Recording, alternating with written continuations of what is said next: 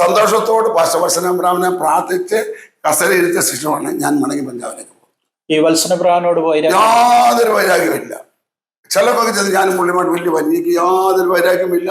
ഞാൻ എല്ലാവരോടും നിരപ്പ് പ്രാപിച്ചു. വത്സനബ്രാഹ്മൻ പോലും പേഴ്സണൽ ലെറ്റർ അയച്ചു. ഈ തോട്ടികളുടെ കൂടെ ജീവിച്ചെന്ന് പറയുന്നത് ഞാൻ തോട്ടികളോടാണ് ജീവിച്ചത് ആദ്യകാലങ്ങളിൽ. അതെങ്ങനെ? വലിയ ആൾക്കാർ നമ്മളെ സ്വീകരിക്കത്തില്ല, രാജ്യമൊന്നും നമ്മളെ സ്വീകരിക്കത്തില്ല, ജാഡ് സദാജ്മാരൊന്നും സ്വീകരിക്കത്തില്ല. എന്നാൽ ഈ പാവങ്ങളുടെ അടുത്ത് ചെല്ലുമ്പോൾ അവർ നമ്മളെ ഭക്തന്മാരെ പോയി അവരെ നമുക്ക് വേണ്ടി കാലുകളെ കുടിക്കാൻ കഴിയാണ്. അങ്ങനെ തോട്ടികളോടെ പോയി ജീവിച്ച് അവരോട് ഭക്ഷിച്ച് അവരോട് കിടന്നു. എന്നെ കൊല്ലാനായിട്ട് ആൾക്കാർ ഓടിച്ചിട്ടുണ്ട്. ഒരു സിഖുകാരനായിട്ട് ഓടിച്ച് മതിൽ ചാടി രക്ഷപ്പെട്ടിട്ടുണ്ട്. രണ്ടാമത് ഞാൻ മീറ്റിംഗ് നടത്തിക്കൊണ്ടിരിക്കുമ്പോൾ ഒരുത്തൻ മീറ്റിംഗ് പ്രാർത്ഥിച്ചൊരിക്കുന്നതിന് ഒരു കൊടുവാൾ വെച്ച് വിട്ടിയതാണ്. ഞാൻ അന്ന് 2 കഷ്ണമായി മാറേണ്ടിയായിരുന്നു. അതിൽ നിന്ന് എന്നെ രക്ഷപ്പെടുത്തി.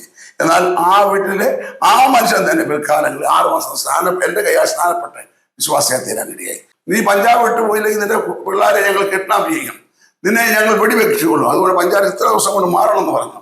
എൻ്റെ കുഞ്ഞുങ്ങൾ അന്ന് കൊച്ചുങ്ങളാണ്, അന്ന് വിട്ടുപോയില്ല. ഇവിടെ വിടുന്ന് മരിക്കുന്ന ഈ രക്തസാക്ഷിയായി മരിക്കാമല്ലോ. നാട്ടിൽ വന്ന് മരിക്കുന്നതിനേക്കാണ് രക്തസാക്ഷിയായി ഈശ്വര സരിച്ചെല്ലാമല്ലോ. അതുകൊണ്ട് പിടിച്ചു നിന്നു. അന്ന് കൂട്ടം കൂട്ടമായി പഞ്ചാബിൽ ലക്ഷങ്ങളാണ് 10,000-ങ്ങളാണ് കൊല്ലപ്പെടുന്നത്.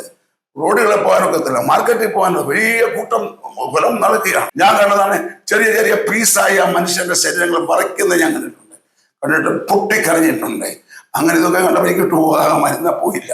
അന്ന് തീരുമാനിച്ചു വീഴുക, ഭരിക്കുക, അവസാനിക്കുക, പഞ്ചാബിന് വേണ്ടി ഭരിക്കുക. ഹല്ലേലൂയയുടെ എല്ലാ പ്രേക്ഷകർക്കും ഒരിക്കൽ കൂടെ സ്വാഗതം. ഇന്ന് നമ്മളോട് കൂടെ അതിഥിയായി പാസ്റ്റർ ജേക്കബ് ജോൺ ഉണ്ട്.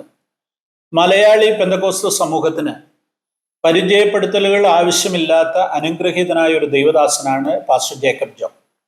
കഴിഞ്ഞ 1/2 നൂറ്റാണ്ട് കാലമായി അദ്ദേഹം പഞ്ചാബിലെ പത്താൻകോട്ട് താമസിച്ചുകൊണ്ട് ഒരു മിഷണറിയായി പ്രവർത്തിക്കുന്നു. 6 വർഷങ്ങൾ ഇന്ത്യ പെന്തക്കോസ്ത് ദൈവസഭയുടെ ജനറൽ പ്രസിഡന്റായും അദ്ദേഹം സേവനമനുഷ്ഠിച്ചു. ഒരു സാധാരണക്കാരനായ പാസ്റ്റർ, മിഷണറി എന്നീ നിലകളിൽ പ്രവർത്തിക്കുമ്പോൾ തന്നെ ദൈവം അദ്ദേഹത്തെ ഇന്ത്യ പെന്തക്കോസ്ത് ദൈവസഭ എന്ന വലുതും വിശാലവുമായ ഒരു സഭയുടെ ജനറൽ പ്രസിഡന്റ് സ്ഥാനത്തേക്കും അതിൻ്റെ ഭരണകാര്യങ്ങളിലേക്കും എത്തിച്ചു എന്നുള്ളത് അത്ഭുതാവഹമായ കാര്യമാണ്. തൻ്റെ ഭരണകാലഘട്ടത്തിൽ എല്ലാവരെയും ചേർത്ത് നിർത്തുവാനും എല്ലാവരോടും സഹകരിച്ച് മുന്നോട്ട് പോകുവാനും ഒക്കെ അദ്ദേഹത്തിന് സാധിച്ചു. എന്നാൽ അദ്ദേഹത്തെ വ്യത്യസ്തനാക്കുന്നത് ഒരു സഭാ ലീഡർ എന്നുള്ളതോ മിഷണറി എന്നുള്ളതിനേക്കാൾ എല്ലാം ഉപരിയായിട്ട് അദ്ദേഹത്തെ വ്യത്യസ്തനാക്കുന്ന ഒരു കാര്യം, അനുഗ്രഹീതനായ ഒരു പ്രാർത്ഥനാ മനുഷ്യനാണ് അദ്ദേഹം എന്നുള്ളതാണ്. ഇപ്പോൾ അദ്ദേഹത്തിന് 74 വയസ്സുണ്ട്.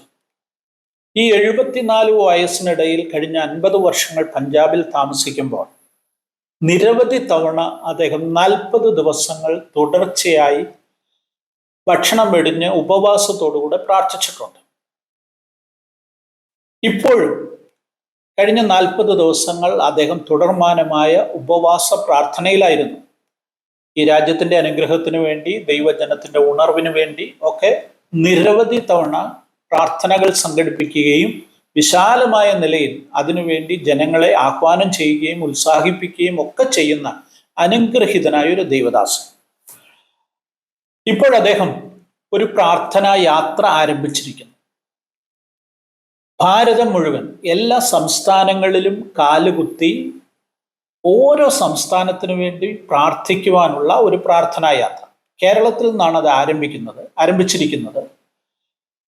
ഏകദേശം 4 മാസം കൊണ്ട് ഈ രാജ്യത്തെ എല്ലാ സംസ്ഥാനങ്ങളിലും യാത്ര ചെയ്ത് നിരവധി മീറ്റിങ്ങുകളിൽ പങ്കെടുത്ത് നിരവധി ആളുകളെ കണ്ട് പ്രാർത്ഥിക്കുവാൻ ഉത്സാഹിപ്പിക്കുകയും അതാത് സ്ഥലങ്ങളിൽ പ്രാർത്ഥിക്കുകയും ചെയ്യുക എന്നുള്ള വലിയൊരു ദൗത്യം അദ്ദേഹം ഏറ്റെടുത്തിരിക്കുകയാണ്.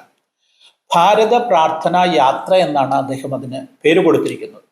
നമുക്ക് അദ്ദേഹത്തോട് സംസാരിക്കാം, അദ്ദേഹത്തിൽ നിന്ന് തന്നെ കേൾക്കാം എന്താണ് അദ്ദേഹത്തിൻ്റെ പ്രാർത്ഥനയുടെ ലക്ഷ്യങ്ങൾ, തൻ്റെ ജീവിതത്തെ ദൈവം അത്ഭുതകരമായി കെട്ടിപ്പണിതത് എങ്ങനെയാണ്, തൻ്റെ ഭാവി പദ്ധതികൾ എന്തൊക്കെയാണ്, അദ്ദേഹത്തിൻ്റെ ജീവിതത്തെക്കുറിച്ചും ദൈവം അദ്ദേഹത്തെ നടത്തുന്ന വിധങ്ങളെക്കുറിച്ചും പാസ്റ്റർ ജേക്കബ് ജോണിൽ തന്നെ നമുക്ക് കേൾക്കാം.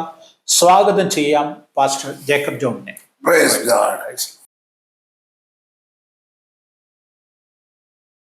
അച്ഛാ, 40 ദിവസം ഉപവാസ പ്രാർത്ഥനയായിരുന്നു. അതിന്റെ ക്ഷീണമുണ്ടോ? ഇപ്പൊ ഈ പ്രാവശ്യം നടന്ന ഉപവാസ പ്രാർത്ഥന ഞാൻ ഓരോ നേരം വൈകിട്ട് കഴിക്കുമായിരുന്നു. നേരത്തെ ഉള്ള ഉപവാസ പ്രാർത്ഥന കംപ്ലീറ്റ് ഉപസിക്കുമായിരുന്നു. അതുകൊണ്ട് വലിയ ക്ഷീണമില്ല, എന്നാൽ പ്രായത്തിൻ്റെതായിട്ടുള്ള ക്ഷീണമുണ്ട്. ഓക്കെ, ഈ 40 ദിവസം ഇപ്പോൾ പൂർത്തിയാക്കി. മൊത്തത്തിൽ എത്ര പ്രാവശ്യം 40 ദിവസം വെച്ച് ഉപവാസം എടുത്തു? എന്റെ ചിന്ത കുറഞ്ഞത് 10 പ്രാവശ്യമെങ്കിലും എടുത്തിട്ടുണ്ട് കംപ്ലീറ്റ് പ്രാർത്ഥിപ്പാൻ കർത്താവ്. പിന്നെ ഇങ്ങനെ ഒരു പ്രാർത്ഥന, ഉപവാസ പ്രാർത്ഥന കഴിഞ്ഞ ഉടനെ ഒരു പ്രാർത്ഥന യാത്ര സംഘടിപ്പിക്കും. ഭാരതം മുഴുവനുള്ള ഒരു യാത്ര. എന്താണ് അതിന്റെ ലക്ഷ്യം? എന്തിനു വേണ്ടിയാണ് പ്രാർത്ഥിക്കാൻ ഉദ്ദേശിക്കുന്നത്? എങ്ങനെയാണ് അതിന്റെ പ്രോഗ്രാം? എവിടെയാണ്, ഏതൊക്കെ സ്ഥലത്തേക്കാണ് പോകുന്നതെന്ന് പറയാം വിശദമായിട്ട്. ഞാൻ പ്രായത്തിലായിട്ട് ക്ഷീണം വന്നു കഴിഞ്ഞപ്പോൾ ഇനിയും ഇന്ത്യയിൽ ഒരിടത്തും പോകാതെ പത്താംകൂടെ തന്നെ സമയം ചെലവഴിപ്പാനാണ് ആഗ്രഹിച്ചത്. എന്നാൽ കഴിഞ്ഞ തണുപ്പ് കാലത്ത് ജനുവരി മാസത്തിൽ പ്രത്യേകമായി പരിശുദ്ധാത്മാവിനോട് ശക്തമായിട്ട് ഇടപെടുവാൻ ഫെബ്രുവരി 10 മുതൽ 40 ദിവസം നിന്ന് പ്രാർത്ഥിക്കുവാനാണ് സമയം ബാധിച്ച് പ്രാർത്ഥിപ്പാൻ ദൈവനോട് ഇടപെട്ടു. അങ്ങനെ എൻ്റെ പൊളിഞ്ഞു കിടന്ന കുടിയിൽ വീണ്ടും ഞാൻ പണിയുവാൻ കർത്താവ് സഹായിച്ചു. ആ പ്രാർത്ഥനയിൽ പല കാര്യങ്ങളും ദൈവനോട് വ്യക്തമായിട്ട് ഇടപെട്ടു, നേരിട്ട് വ്യക്തമായിട്ട് ഇടപെട്ടു. ജോർജ് മുള്ളറെ എങ്ങനെ പ്രാർത്ഥിച്ച് ഓരോ ദിവസങ്ങളിൽ അത്ഭുതങ്ങൾ കണ്ടോ അതേ പ്രകാരം എൻ്റെ ജീവിതത്തിൽ വലിയ അത്ഭുതങ്ങളാണ് മനസ്സിലായി. ഒന്നാമത്തെ അത്ഭുതം കഴിഞ്ഞാൽ ഏകദേശം 50,000 പേരിരിക്കുന്ന ഒരു ഹോളാണ് പത്താംകൂട്ട് ഉയർന്നു വരുന്നത്. അത് ഞാൻ ഒരിക്കലും ചിന്തിച്ചില്ല. ആ ഒരു ഹോളി മണിയിൽ എന്നെ ദൈവം ഈ 40 ദിവസത്തെ പ്രാർത്ഥനയിൽ അത്ഭുതം പ്രവചിച്ചെന്ന് പറയാം. നെഹമ്യാവ് പണിതതായ ആ വലിയ മതിൽ 52 ദിവസം എടുത്തെങ്കിലും ഈ പണി 40 ദിവസം കൊണ്ട് ദൈവത്തിന്റെ പരിശുദ്ധം ശക്തമായിട്ട് ഓരോ ദിവസത്തിനും പേയ്മെന്റ് കൊടുക്കാൻ അത്ഭുതം സന്ധ്യയാകുന്ന എല്ലാം ഒരു അത്ഭുതം ദൈവത്തിലേക്ക് വേണ്ടി പ്രവർത്തിച്ചു. അങ്ങനെ ഞാൻ വിചാരിച്ചു പത്താംകൂടി ഇനിയും വിട്ടേ, ഒരിടത്തും പോകാതെ പ്രായമായി 74 ഇവിടെ തന്നെ അവശേഷം ഈ മണ്ണിൽ തന്നെ മാറുകയാണ്. ആരെയും കണ്ടിട്ടൊന്നും വലിയ കാര്യമൊന്നുമില്ല. ഇരിക്കുമ്പോൾ പരിശുദ്ധാത്മാവിനോട് ഇടപെട്ടു. അപ്പോൾ ഇടപെട്ടപ്പോൾ ഞാൻ കർത്താവ് എനിക്ക് കാലിന് മുട്ടിന് വലിയ ബുദ്ധിമുട്ടുണ്ട്, എനിക്ക് മുട്ടിനൊരു ഗ്യാപ്പുണ്ട്, അതുകൊണ്ട് എനിക്ക് നടക്കാനോ സ്റ്റെയർകേസ് കയറാൻ ബുദ്ധിമുട്ടാണ്. എന്നാൽ കർത്താവിനോട് പറഞ്ഞു, എൻ്റെ കൃപ നിനക്ക് മതി. ആ ദൈവത്തിന്റെ ആലോചനയ്ക്ക് ഞാൻ നിന്നെ നയിക്കുന്നിടത്തേക്ക് ഇറങ്ങി പുറപ്പെടുക എന്ന് പരിശുദ്ധാത്മാവിനോട് ഇടപെട്ടു കഴിഞ്ഞപ്പോൾ ഞാൻ പൂർണ്ണമായി സമർപ്പിച്ചു. എൻ്റെ മാതൃരാജ്യമായി എൻ്റെ സ്വദേശമായ ആഞ്ഞിരത്താൽ തന്നെ ഈ പ്രാർത്ഥന നടത്തുവാനായിട്ട് എന്നോട് ദൈവം ഇടപെട്ടു. അതേ പ്രകാരം ഇന്നലെ അതെ നടത്തുവാൻ എന്നെ സഹായിച്ചു. കേരളത്തിന്റെ ഒരറ്റം മുതൽ മറ്റേ അറ്റം വരെയാണ് ഞാൻ യാത്ര ചെയ്യാൻ പോകുന്നത്. എനിക്കറിയത്തില്ല ഏതെല്ലാം ഡിസ്ട്രിക്റ്റ് കവർ ചെയ്യുമെന്ന് അറിയുന്നില്ല, എങ്കിലും ഞാൻ എന്നാൽ ആവോളം ഞാൻ ഡിസ്ട്രിക്റ്റുകൾ കവർ ചെയ്യാനുള്ള പ്ലാനുണ്ട്. കേരളത്തിൽ മാത്രമല്ല, ഇന്ത്യയിലുള്ള 28 സ്റ്റേറ്റുകളിലും യൂണിയൻ ടെറിട്ടറിയിലൊക്കെ പോകുവാനുള്ള വലിയ ആഗ്രഹമാണ് എനിക്കുള്ളത്. ആഗ്രഹത്തോടെ ഞാൻ ഇറങ്ങി പുറപ്പെട്ടിരിക്കുകയാണ്. എന്നാൽ പുറകെ ഞാൻ നോക്കുകയാണെങ്കിൽ പത്താംകൂട്ട് കല്ലൂരിൽ അനുഗ്രഹിക്കപ്പെട്ട ആയിരക്കണക്കിനുള്ള ശുദ്ധന്മാർ കൂടുന്നൊരു സഭയുണ്ട്. മറ്റുള്ള കത്തദാസന്മാരെ ഏൽപ്പിച്ച ശേഷം ഈ 3-4 മാസം ജൂലൈ വരെയാണ് എൻ്റെ യാത്ര ഞാൻ ചെയ്യാൻ പോകുന്നത്. അതുകൊണ്ട് നിങ്ങളുടെ വിലയേറിയ പ്രാർത്ഥന എനിക്ക് വളരെ ആവശ്യമാണ്. ഞാൻ പരിപൂർണമായി വിശ്വസിക്കുന്നു. ഞാൻ കയറി ചെല്ലുന്ന ഓരോ സ്റ്റേറ്റിലും ദൈവം വലിയൊരു രൂപാന്തരം വരുത്തും. നമ്മുടെ മാതൃരാജ്യമായ ഇന്ത്യ ദൈവം സന്ദർശിക്കും. ഇന്ന് പീഡിപ്പിക്കപ്പെട്ട അനേകരുണ്ട്. ആ പീഡിപ്പിക്കപ്പെടുമ്പോൾ എനിക്ക് ഗവൺമെന്റിനോടൊന്നും ഒരു എതിരുമില്ല. ആ പ്രിയപ്പെട്ടവരൊക്കെ നമ്മുടെ പ്രധാനമന്ത്രിക്ക് വേണ്ടിയും രാഷ്ട്രപതിക്കും മുഖ്യമന്ത്രിമാർക്കും നമ്മുടെ ഭരണാധികാരികൾക്ക് വേണ്ടി പ്രാർത്ഥിക്കുവാൻ ദൈവം എനിക്ക് പ്രേരണ നയിക്കുക. വഴിയാത്രയ്ക്ക് എനിക്ക് അവസരം കിട്ടിയാൽ അവരൊക്കെ കാണുവാനുള്ള താല്പര്യമുണ്ട്. അത് തീർച്ചയായിട്ടും ദൈവം നാളെ സാധിപ്പിച്ചു തരുമെന്ന് ഞാൻ പരിപൂർണമായി വിശ്വസിക്കുന്നു. നമ്മുടെ മാതൃരാജ്യത്തെ ഓർത്ത്, നമ്മുടെ കേന്ദ്ര ഗവൺമെന്റിനെ ഓർത്ത്, സ്റ്റേറ്റ് ഗവൺമെന്റുകളെ ഓർത്ത്, ഭരണാധികാരികളെ എല്ലാം ഓർത്ത് പ്രാർത്ഥിക്കുക എന്നുള്ളതാണ് ആ വലിയൊരു പ്രേരണയാണ് ദൈവം എനിക്ക് തന്നിരിക്കുന്നത്. ഇത് പെന്തക്കോസ്തുകാരെ മാത്രം കാണുവാനല്ല, പെന്തക്കോസ്തുള്ള വലിയ സഭകളിൽ മാത്രം പോയി മീറ്റിംഗ് നടത്തുവാനല്ല, പ്രാർത്ഥിക്കുന്നവരെ, കഷ്ടപ്പെടുന്ന വേദനപ്പെടുന്നവരെയൊക്കെ കാണുവാനുള്ള എനിക്ക് വലിയ ആഗ്രഹമുണ്ട്. എൻ്റെ ഈ യാത്രയിൽ വയനാട്ടിൽ 2 ദിവസത്തെ പ്രാർത്ഥനയുണ്ട്. അവിടെ കഴിഞ്ഞ നാളുകളുണ്ടായ ആ വലിയ അനർത്ഥം അവിടെയുള്ള പ്രിയപ്പെട്ടവരെ കണ്ടേ ദുഃഖം അനുഭവിക്കുന്നത് കൊണ്ട് ആശ്വസിപ്പിക്കാൻ, ജീവിച്ചിരിക്കുന്നവരെ ആശ്വസിപ്പിക്കാൻ ഒരു താല്പര്യമുണ്ട്. എത്രത്തോളം ആ നടക്കുമെന്ന് അറിയത്തില്ല. നിങ്ങൾ പ്രാർത്ഥിച്ചാൽ അതൊക്കെ നടക്കും. അങ്ങനെ നമ്മുടെ ഇന്ത്യയിൽ അനേകരുണ്ട്, പല പ്രിയപ്പെട്ടവർ ക്രൈസ്തവ മാർഗം മുഖാന്തരം ജയിലിൽ അടയ്ക്കപ്പെട്ടിട്ടുണ്ട്. എനിക്ക് പോയി ജയിലിൽ കാണാൻ ഒക്കുമെന്ന് അറിയത്തില്ല, എങ്കിലും അങ്ങനെ കുടുംബങ്ങളെയൊക്കെ പോയി കാണാൻ ഉള്ള ഇന്ത്യയിലുള്ള 28 സ്റ്റേറ്റിൽ എനിക്ക് താല്പര്യമുണ്ട്. പീഡിപ്പിക്കപ്പെട്ടതും ദുഃഖം അനുഭവിക്കുന്ന, വേദന അനുഭവിക്കുന്നവരെ ഒരു ഗവൺമെന്റിനെതിരായിട്ടുള്ള പ്രൊജക്റ്റ് അല്ല ഇത്. എല്ലാവരെയും ഉൾക്കൊണ്ട് നമ്മുടെ കർത്താവിന്റെ വചനം പറയുന്നത് പോലെ എല്ലാവർക്കും വേണ്ടി പ്രാർത്ഥിക്കുക എന്നുള്ള ദൈവീയത്തിന്റെ നിയോജനപ്രകാരം ഞാൻ പോവുകയാണ്. വേദനപ്പെടുന്നവരെ കാണുക, അവരോടുകൂടെ വേദനപ്പെടുക, കരയുന്നവരോട് ചേർന്ന് കരയുക, കണ്ണീരൊഴുക്കുക. ഇതൊക്കെയാണ് എനിക്ക് ദൈവം തന്നിരിക്കുന്ന ഉള്ള പ്രേരണ അതിന് എനിക്ക് യാത്ര തുടങ്ങിയത്. ഇന്നലെ എൻ്റെ സ്വദേശമായ ആഞ്ഞിൽത്താൻ്റെ പ്രാർത്ഥന ആരംഭിച്ചു. ഇന്നലെ പാസ്റ്റർ രാജപ്പുകാർ തിരുവല്ലയിൽ നടപ്പാനിടയായി. ഇന്ന് റാന്നി കരിയമ്പിളാവിലാണ്. നാളെ കർത്താവിൻ്റെ വരും താമസിക്കുന്ന ആലുവ ഡിസ്ട്രിക്റ്റിൽ അങ്കമാലി തുടങ്ങിയ പല സ്ഥലങ്ങളിലേക്ക്, പിന്നെ തൊടുപുഴയിലേക്ക് പോവുകയാണ്. അത് കഴിഞ്ഞ് മലബാറിലേക്ക്, വയനാട്ടിലേക്ക് പോവുകയാണ്. അങ്ങനെ ഇന്ത്യയുടെ ഒറ്റമുതൽ മറ്റേ കേരളത്തിലുള്ള എല്ലാ സ്റ്റേറ്റുകളിലും ഡിസ്ട്രിക്റ്റുകളും കവർ ചെയ്യുവാൻ കഴിയുമെന്നാണ് എൻ്റെ വിശ്വാസം. അത് കഴിഞ്ഞിട്ട് ഇന്ത്യയുടെ എല്ലാ സ്റ്റേറ്റിലും പോകാൻ ആഗ്രഹിക്കുന്നു. നിങ്ങളുടെ വലിയ പ്രാർത്ഥന എനിക്ക് ആവശ്യമുണ്ട്. ഇതിനൊരു കൃത്യമായ ചാർട്ടോ അല്ലെങ്കിൽ അങ്ങനെ ഒരു പ്ലാനിങ് വല്ലതും ഉണ്ടോ? ഒരു ചാർട്ട് എനിക്ക് ദൈവം തന്നിട്ടുണ്ട്. അതനുസരിച്ച് ഞാനിപ്പോൾ മഹാരാഷ്ട്ര, ബോംബെ വരെയുള്ള ചാർട്ട് ഉണ്ടാക്കി കഴിഞ്ഞു. അത് ഞാൻ ഓൾറെഡി അത് അറിയിച്ചിട്ടുണ്ട്. ബാക്കിയുള്ള ചാർട്ടുകൾ അടുത്ത ദിവസങ്ങളിൽ പുറത്തു വരുന്നതായിരിക്കും. ഞാൻ ഇവിടുത്തെ കഴിഞ്ഞാൽ ഉടനെ ഈ സൗത്ത് ഇന്ത്യയിൽ കഴിഞ്ഞാൽ ഉടനെ നോർത്ത് ഈസ്റ്റേൺ സ്റ്റേറ്റിലാണ് പോകുന്നത്. പിന്നെ നോർത്ത് ഇന്ത്യയിൽ എല്ലാം പോകും. ഒരു സ്റ്റേറ്റും വിടരുതെന്നാണ് എൻ്റെ ആഗ്രഹമുള്ളത്. ഒറ്റയ്ക്കായിരിക്കുകയല്ല എൻ്റെ യാത്രയിൽ. പ്രായമുള്ളത് കൊണ്ട് ആരെങ്കിലും ഒരാളെങ്കിലും എൻ്റെ കൂടെ നോർത്ത് ഇന്ത്യയിൽ കാണും. ഓക്കെ.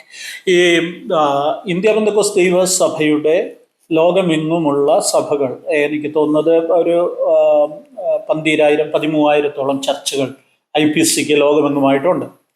ഈ സഭകളിൽ ഏറ്റവും വലിയ സഭാ ഹോളുള്ള അല്ലെങ്കിൽ ആളുകൾക്ക് ഒന്നിച്ച് ആരാധിക്കാൻ പറ്റുന്ന ഹോളാണ്, സൗകര്യങ്ങളാണ് പത്താൻകോട്ട് താങ്കൾ ഒരുക്കിയിരിക്കുന്നത്, അല്ലെ? ആത്മീയ ശുശ്രൂഷകളിൽ സന്ദേശങ്ങൾ നൽകുന്ന ഒരു പ്രസംഗകനാണോ താങ്കൾ? പ്രസംഗിക്കുവാൻ താല്പര്യമുണ്ടോ? വേദപുസ്തകം കൃത്യമായി പഠിക്കുവാൻ ആഗ്രഹമുണ്ടോ? നിങ്ങൾക്ക് പ്രയോജനപ്പെടുന്ന മനോഹരമായ ഒരു പുസ്തകം ഞാൻ നിങ്ങൾക്ക് പരിചയപ്പെടുത്താം. പാസ്റ്റർ OG ശാമുവേൽ രചിച്ചിരിക്കുന്ന പ്രീച്ചേഴ്സ് ഗൈഡ് എന്ന ഈ ഗ്രന്ഥം ബൃഹത്തായ ഒരു ഗ്രന്ഥമാണ്. 72 പ്രധാനപ്പെട്ട വിഷയങ്ങൾ സമഗ്രമായി പഠിച്ച് പ്രസംഗങ്ങളാക്കി മാറ്റിയിരിക്കുന്നു.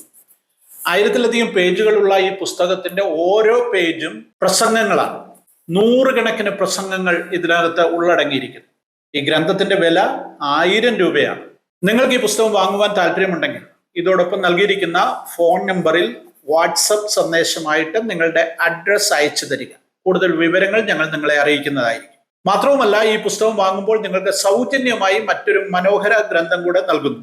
ദാവീദിനെ കുറിച്ചുള്ള 17 പ്രസംഗങ്ങൾ അടങ്ങിയ ഡോക്ടർ സണ്ണി ഫിലിപ്പിന്റെ മനോഹരമായ ഗ്രന്ഥം ഇതോടൊപ്പം സൗജന്യമായി നൽകുന്നു.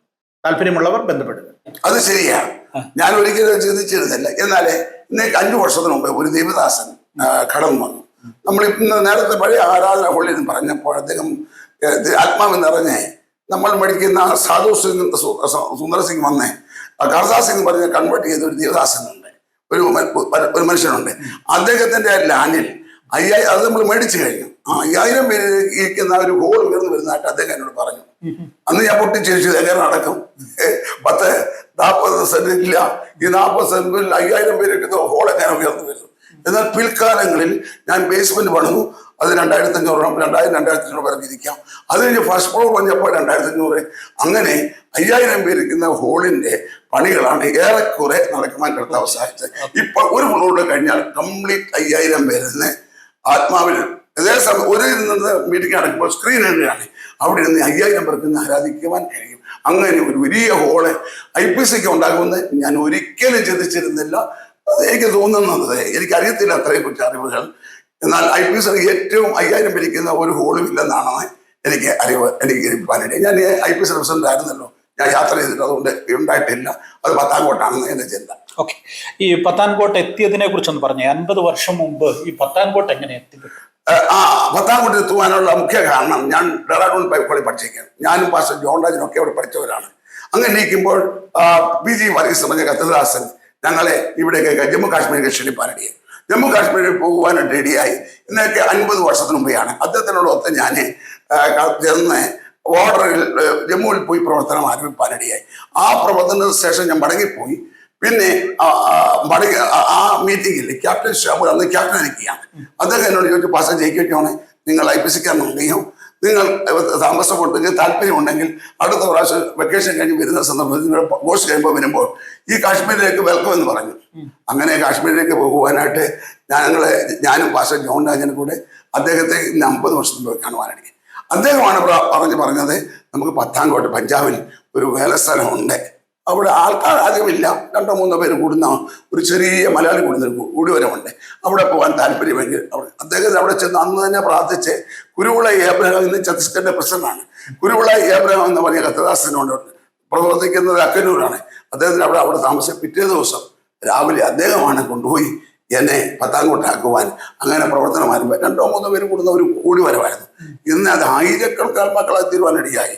ഇന്ന് എന്റെ ചിന്തയിരിക്കുന്നത് എത്രയോ പരീക്ഷിക്കപ്പെട്ട് സ്നാനപ്പെട്ട് പത്താംകോട്ട് മാത്രമല്ല, പത്താംകോട്ടിന് ഇന്ത്യയുടെ വിവിധ ഭാഗങ്ങളിൽ, ലോകത്തിന്റെ വിവിധ ഭാഗങ്ങളിൽ അനേക ആത്മാക്കൾ അവിടെ നിന്ന് പോകാനിടയായി.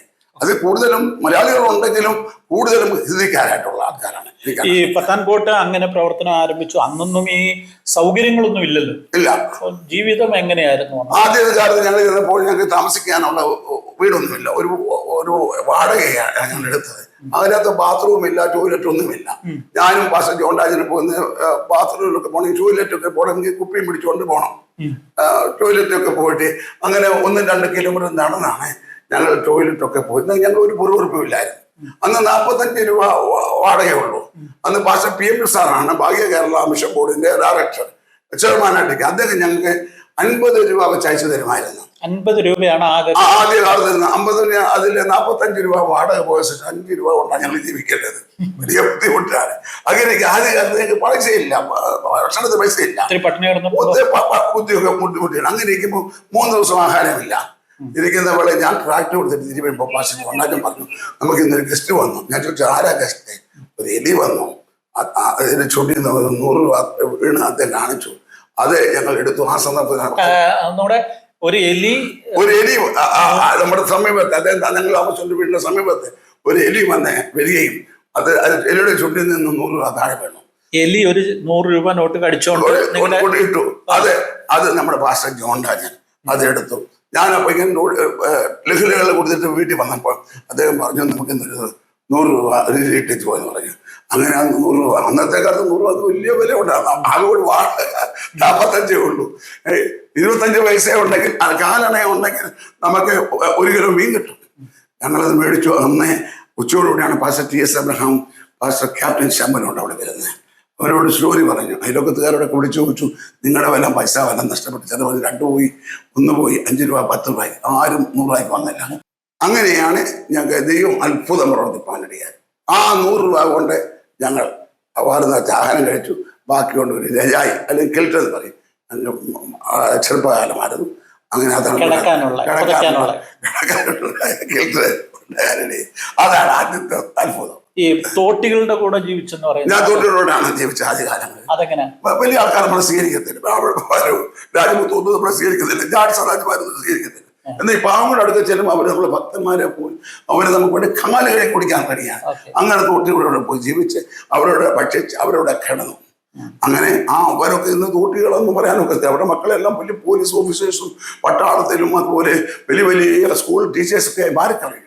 അവരുടെ സ്റ്റാൻഡേർഡുകളെ മാറി. അവരന്ന് താമസിച്ച വെറും മൺകൂടത്തിൽ കൂടിയില്ലായിരുന്നു.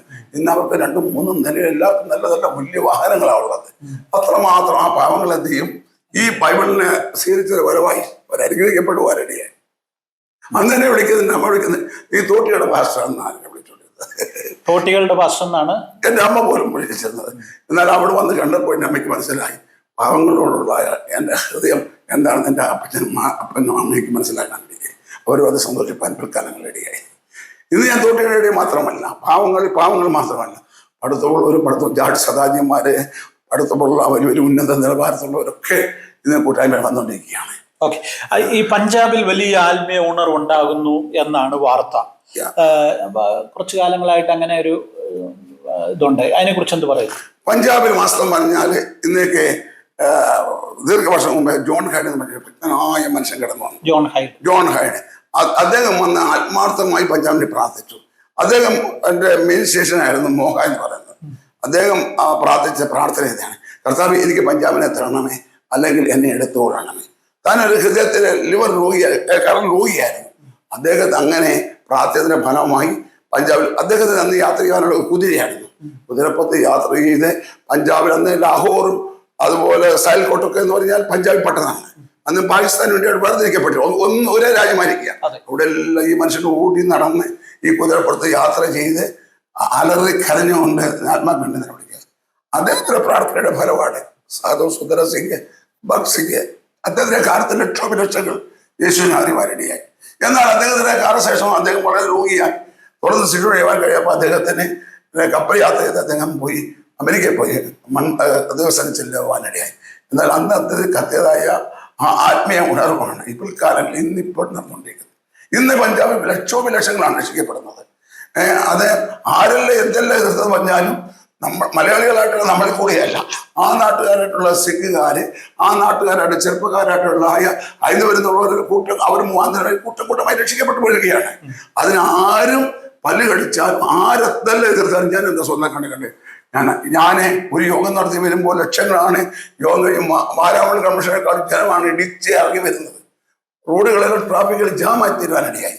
അങ്ങനെയുള്ള വലിയ വലിയ കൂട്ടങ്ങളാണ് ഇന്ന് പഞ്ചാബിൽ അവിടെ ഉള്ളത്. അതെല്ലാം പ്രാർത്ഥനയുടെ രഹസ്യമാണ്. ഇന്ന് ഞാൻ 50 വർഷം മുമ്പ് പോയി എൻ്റെ പ്രാർത്ഥനയായിരുന്നു പഞ്ചാബിൽ ഉണർവ് വയ്ക്കണമേ. വലിയൊരു ഉണർവാണ് ഇന്ന് പഞ്ചാബിൽ നടക്കുന്നത്. അത് ആ നാട്ടുകാരെയും മലയാളികളായ നമ്മുടെ സഭാ വ്യത്യാസമില്ല. അവിടെ അസംസ്കാരമുണ്ട്, ചട്ടപ്പോഴുണ്ട്, IPC ഉണ്ട്, ഷാരോനുണ്ട്, സ്വതന്ത്ര ബന്ധുക്കോസഭകളെല്ലാം ഉണ്ട്.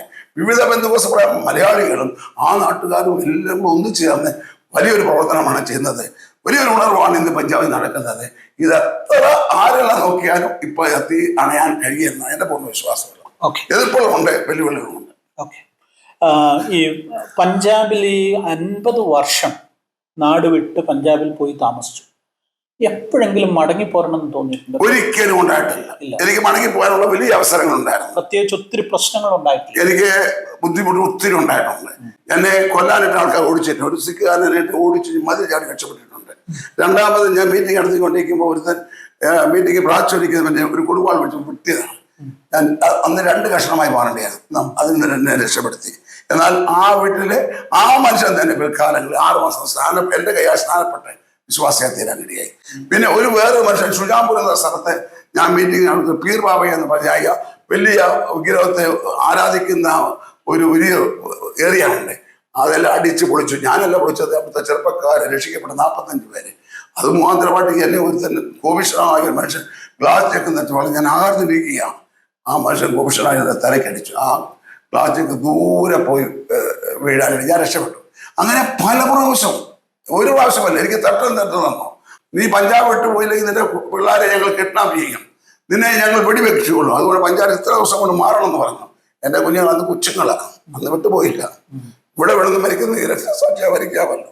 നാട്ടിൽ വന്ന് മരിക്കുന്നതിനേക്കാൾ രക്തസാക്ഷിയായി ഈശ്വര സരിച്ചെല്ലാമല്ലോ. അതുകൊണ്ട് പിടിച്ചു നിന്നു. അന്ന് കൂട്ടം കൂട്ടമായി പഞ്ചാബിൽ ലക്ഷങ്ങളാണ്, 10,000-ങ്ങളാണ് കൊല്ലപ്പെടുന്നത്.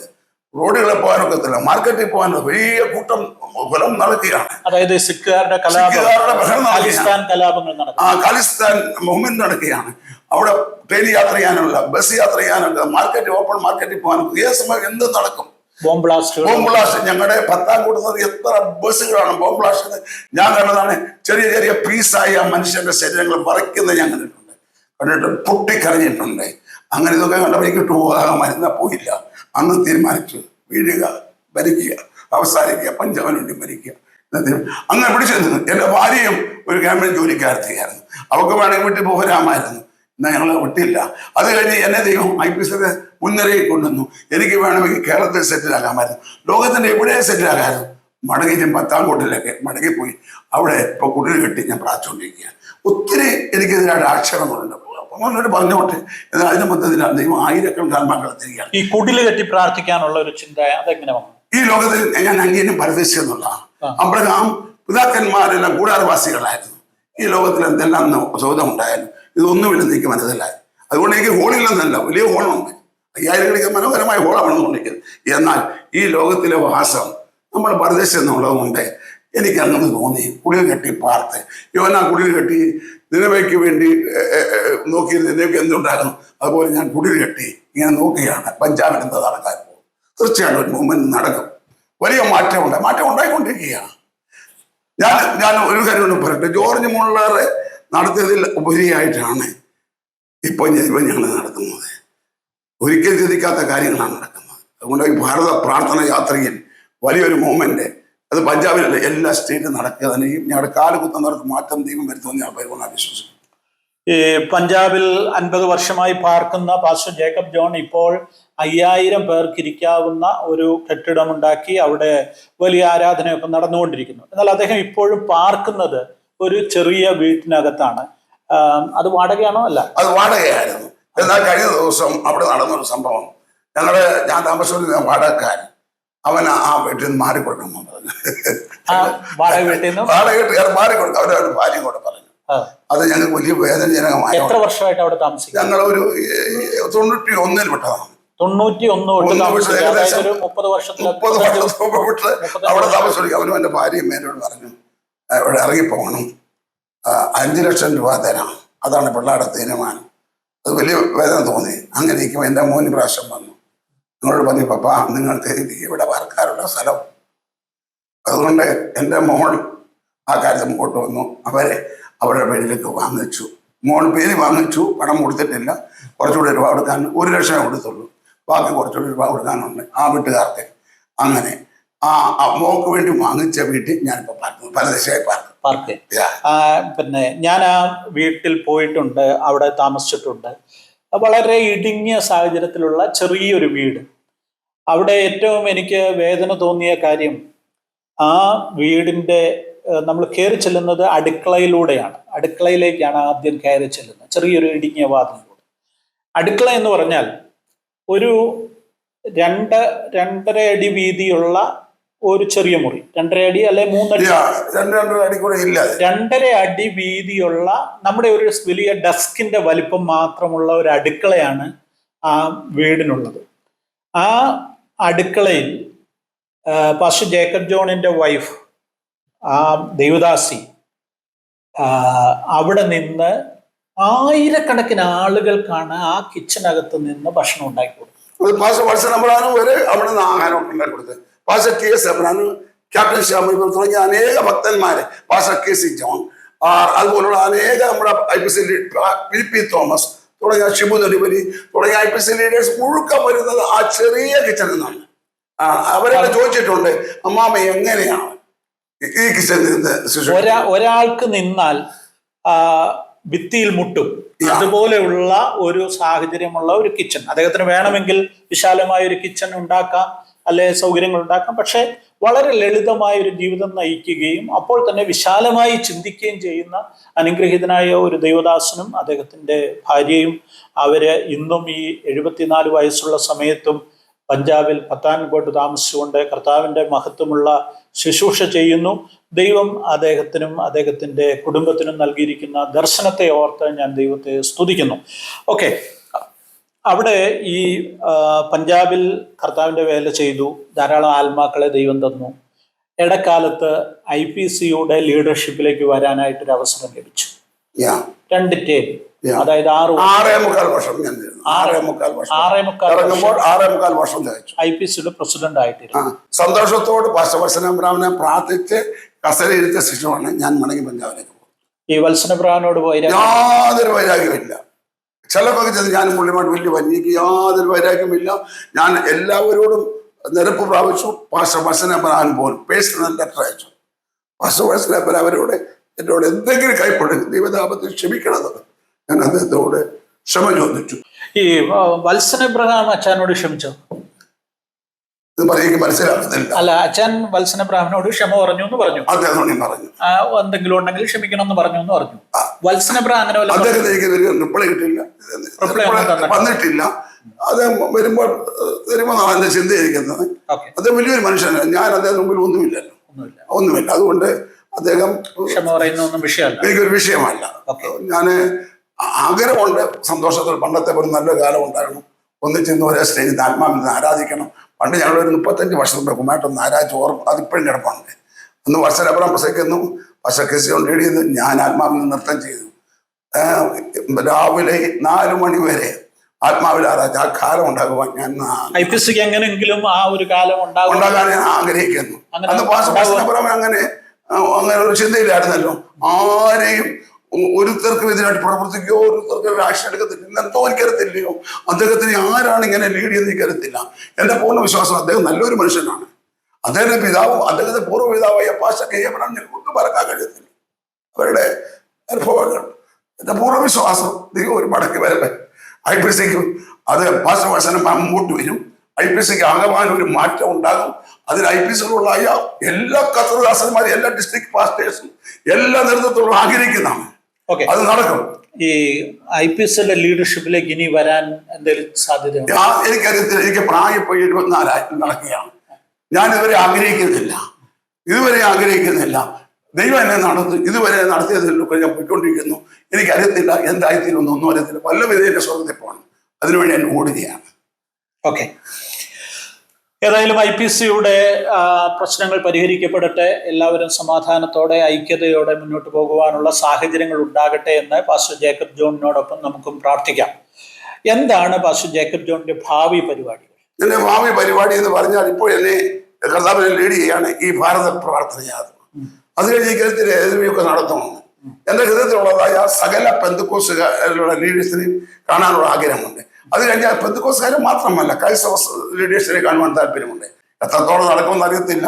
എല്ലാം കാര്യം സാധിപ്പിക്കുന്ന ദൈവമാണ്. ഭാവിയിൽ കർത്താവ് എത്ര നാളെ തരുമെന്ന് അറിയത്തില്ല. ഒരു 6 മാസമാണോ 1 വർഷമാണോ ഉള്ള സമയം കൊണ്ട് ഒരു നല്ല നിറപ്പ് പ്രാപിച്ചു, ഒരു നല്ല അന്ത്യം പ്രാപിക്കണം. That's all by this year. Pastor Jacob ജോണിനെ സംബന്ധിച്ചിടത്തോളം അദ്ദേഹത്തിന്റെ ജീവിതത്തിൽ കഴിഞ്ഞ 50 വർഷങ്ങൾ അത്ഭുതകരമായി ദൈവം അദ്ദേഹത്തെ നടത്തി. നിരവധിയായ അനുഭവങ്ങൾ അദ്ദേഹത്തിന് പറയുവാനുണ്ട്. എങ്കിലും ഇപ്പോൾ അദ്ദേഹം ഒരു പ്രാർത്ഥനാ യാത്രയ്ക്ക് വേണ്ടിയുള്ള ഒരുക്കത്തിലും തയ്യാറെടുപ്പിലും പ്രാർത്ഥനാ യാത്ര ആരംഭിച്ചിരിക്കുന്നു. ഈ യാത്ര ഫലകരമായി പൂർത്തീകരിക്കുവാൻ ദൈവം അദ്ദേഹത്തിന് അവസരം കൊടുക്കട്ടെ. അദ്ദേഹത്തിന്റെ യാത്ര ഏറ്റവും അനുഗ്രഹമായി മാറട്ടെ എന്ന് നമുക്ക് പ്രാർത്ഥിക്കാം. അദ്ദേഹം ഇന്ത്യയുടെ വിവിധ സ്റ്റേറ്റുകളിൽ സഞ്ചരിക്കുമ്പോൾ, ഒരുപക്ഷെ നിങ്ങൾ പല സ്റ്റേറ്റിലിരുന്നായിരിക്കും എൻ്റെ ഈ വീഡിയോ കാണുന്നത്. അദ്ദേഹം സഞ്ചരിക്കുന്ന സ്ഥലങ്ങളെക്കുറിച്ചുള്ള വാർത്തകൾ പിന്നീട് ഹല്ലേലൂയയിലൂടെ ഞങ്ങൾ പബ്ലിഷ് ചെയ്യുന്നതായിരിക്കും. നിങ്ങൾക്ക് അദ്ദേഹത്തെ നേരിട്ട് കാണുവാനും ഒന്നിച്ച് പ്രാർത്ഥിക്കുവാനും അദ്ദേഹത്തിൻ്റെ കൂടെ യാത്ര ചെയ്യാനും ഒക്കെ സൗകര്യമുണ്ട്. താല്പര്യമുള്ളവർക്ക് അതിനുള്ള അവസരങ്ങളുണ്ട്. ഏതായാലും അദ്ദേഹത്തിൻ്റെ യാത്രകളെ പ്രാർത്ഥനയിൽ ഓർക്കുക. ദൈവം ഭാരതത്തിന് വേണ്ടി, ഭാരതത്തിന്റെ അനുഗ്രഹത്തിന് വേണ്ടി പ്രാർത്ഥിക്കുവാൻ ഇറങ്ങിത്തിരിച്ചിരിക്കുന്ന ഈ പ്രാർത്ഥനാ മനുഷ്യനെ ധാരാളമായി അനുഗ്രഹിക്കട്ടെ എന്ന് നമുക്ക് എല്ലാവർക്കും പ്രാർത്ഥിക്കാം. താങ്ക് യു അച്ഛാ. God bless you, Samuti. Thank you. May the God bless you. Thank you.